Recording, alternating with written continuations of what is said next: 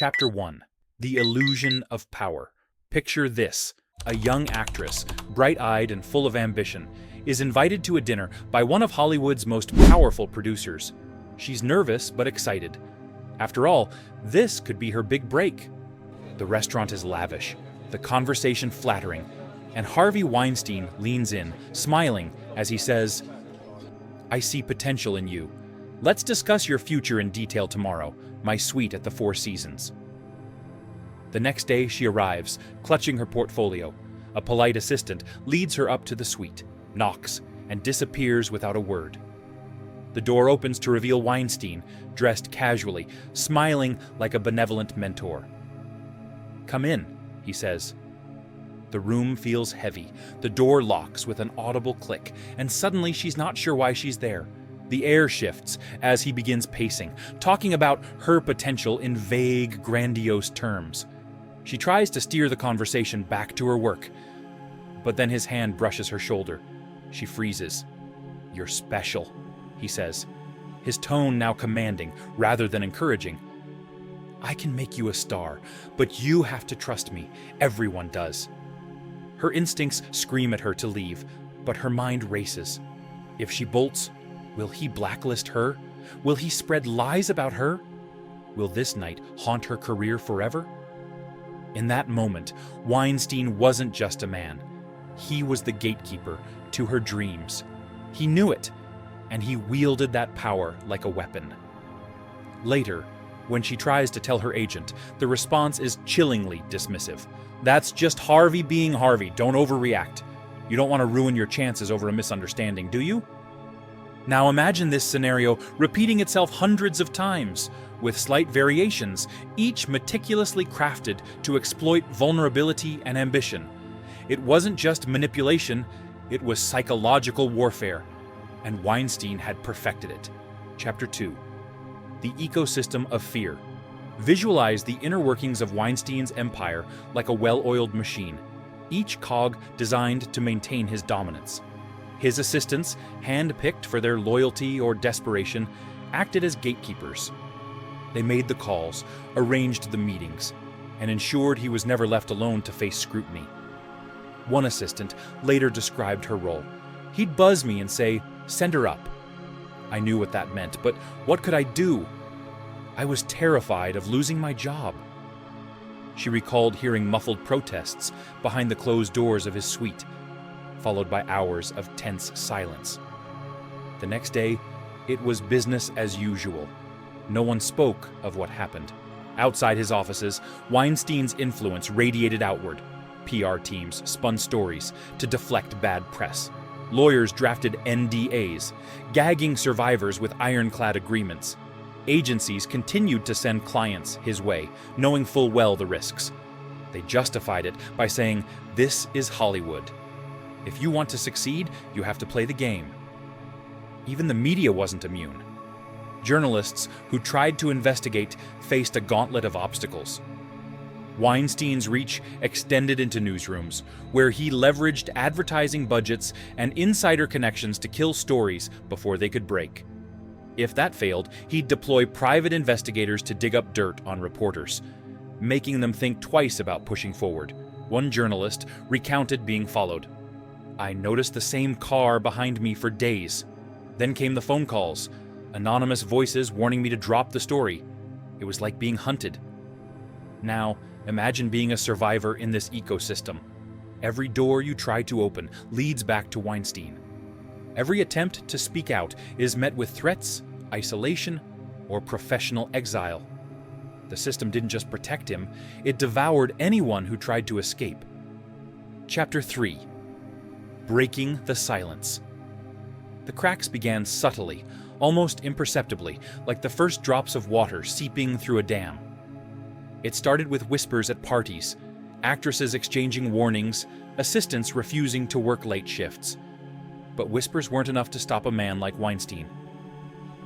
Then came the journalists, persistent, methodical, and unrelenting. Jodi Kantor and Megan Twohey of the New York Times started reaching out, their questions like spotlights in the shadows. "Have you ever worked with Weinstein? Did anything unusual happen?" For one survivor, the decision to speak was agonizing. Picture her sitting alone in her apartment, the reporter's voice echoing through the phone. "We've heard similar stories, but we need yours to make this real." She looks at the NDA she signed years ago, the weight of her silence pressing down on her. Her career was already in shambles. What more could she lose? But the thought of another young woman walking into Weinstein's trap is unbearable. "I'll do it," she whispers, tears streaming down her face. The first article hit like a bomb.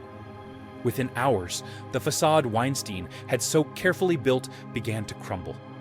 Survivors flooded social media, their stories raw and haunting. The pattern became undeniable. Invitations to hotel suites, promises of stardom, the same chilling phrases repeated like a script. For Weinstein, the fallout was immediate. His company's board ousted him. But he didn't go quietly. He called in every favor, issued legal threats, and attempted to discredit his accusers. But the survivors were no longer alone. Their voices had united into a chorus too loud to ignore. Chapter 4. The Reckoning Picture. A courtroom packed with journalists, survivors, and onlookers. The air is tense, heavy with anticipation. At the center of it all stands Harvey Weinstein. Once a towering figure in Hollywood, now a frail, hunched man in a wrinkled suit. The transformation is striking, but his demeanor remains defiant. The testimonies begin, each one like a dagger cutting through the silence that had protected him for decades. A young actress steps up to the stand, her voice steady, but her hands trembling. She recounts the moment she realized the audition was a lie, the way Weinstein blocked the door, the way his tone turned menacing. "I froze," she says, her voice cracking. "He told me I owed him this, that he could make me a star or make me disappear. I didn't know how to fight back." Her words hang in the air, and for a moment, the courtroom is silent. But the silence is not just about her. It's about the weight of all the other voices that followed. One by one, survivors come forward. Each story builds upon the last, forming a damning portrait of manipulation, coercion, and outright assault. The prosecution lays out the evidence, hotel records, corroborating testimonies, and the non-disclosure agreements used to bury complaints. But it's not just the survivors who are on trial. It's the system that enabled him. One assistant testifies, her voice filled with guilt. "We all knew. We saw the actresses leave his office in tears. We heard the whispers. But speaking out felt like career suicide. I still wonder if I could have done more." As the days turn into weeks, the courtroom becomes a battleground. Weinstein's defense team tries to discredit the survivors, calling their credibility into question and framing their encounters as consensual. The survivors don't waver. They endure hours of cross-examination, their pain laid bare for the world to scrutinize. Finally, the moment comes. The jury returns with the verdict. The judge's voice cuts through the tension. "Guilty!" Gasps ripple through the courtroom, followed by tears. Of relief, of vindication, of justice long overdue. Weinstein is sentenced to 23 years in prison. He doesn't react as he's led out in handcuffs. But the world watches as the man who once ruled Hollywood is now just another inmate. Chapter 5. Beyond Weinstein. As Weinstein's trial concludes, the ripple effects extend far beyond the courtroom. The Me Too movement, which had been building quietly for years, erupts into a global phenomenon. Survivors from every corner of society come forward, their voices amplified by the courage of Weinstein's accusers. Imagine a boardroom in Silicon Valley where a young engineer stands up during a meeting to call out her boss for years of harassment. Picture a political office in Washington, D.C., where a staffer files a complaint against a senator once considered untouchable. The reckoning isn't confined to Hollywood. It's everywhere. In California, new laws are passed to limit the use of NDAs in harassment cases. Corporations overhaul their HR policies, scrambling to appear proactive. Social media becomes a battleground, with hashtags like #MeToo and #TimesUp flooding timelines. But the fight is far from over. Weinstein may be behind bars, but his story reveals just how deeply rooted abuse of power is in our society. Survivors who come forward still face backlash, disbelief, and professional repercussions.